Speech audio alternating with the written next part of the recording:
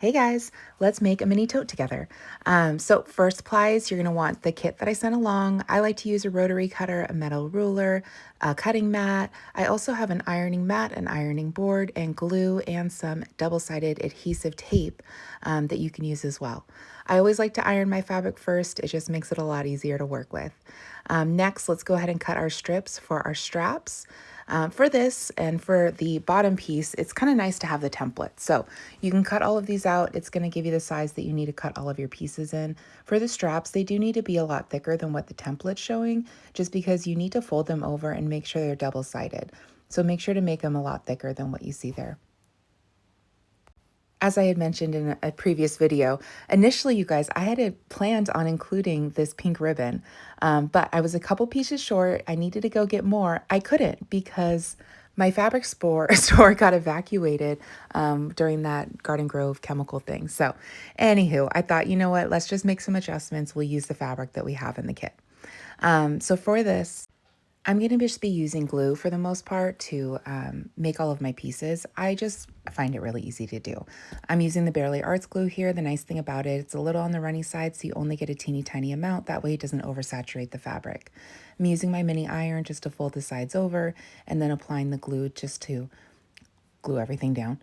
You can also run this through a sewing machine too, or you could use the double-sided adhesive tape, whatever works for you. The fun thing about using the fabric for this is you get to pick and choose what you want to do. I thought it would be fun just to give it the pink and the purple, but you can really use any color that you want.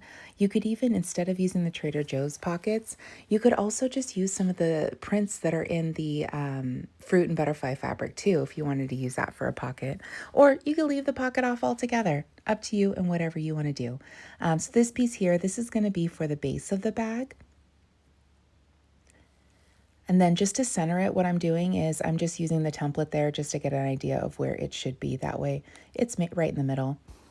I'm going to apply a little glue here, and then after I apply the glue, just to quicken the drying process, I like to use an iron on top of it. It also makes everything super duper flat, and that's always helpful too. Trim off some of the excess, and then iron that down. This is the pocket, so I'm just folding the top over so it has a nice clean line there. Adding a little glue just to keep it on. And then I'm gluing each of the edges down, making sure not to glue the top because I want the pocket to be functional. I want to do that on both sides.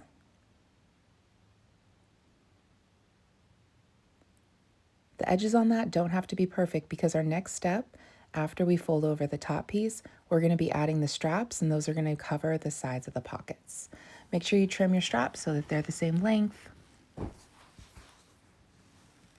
I'm adding a little bit of glue just in the line where the strap needs to be applied, but I'm also adding some glue to the strap itself just because I want to make sure the entire strap is covered.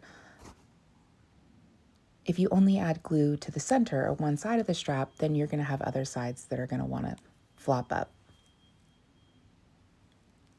There's an idea of what our bag's going to look like, but now we need to go ahead and secure the sides of the bags. For this, I thought, let me try this tape. I've never used it before. This was new. But I thought, you know what, let's give it a try and see what it's like. And it's actually really easy to work with.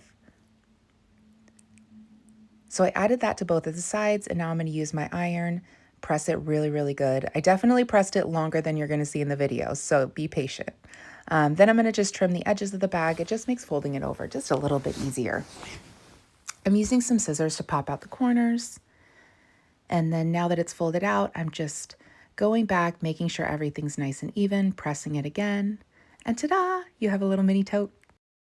Perfect to put your jelly sandals, your sunscreen, and your book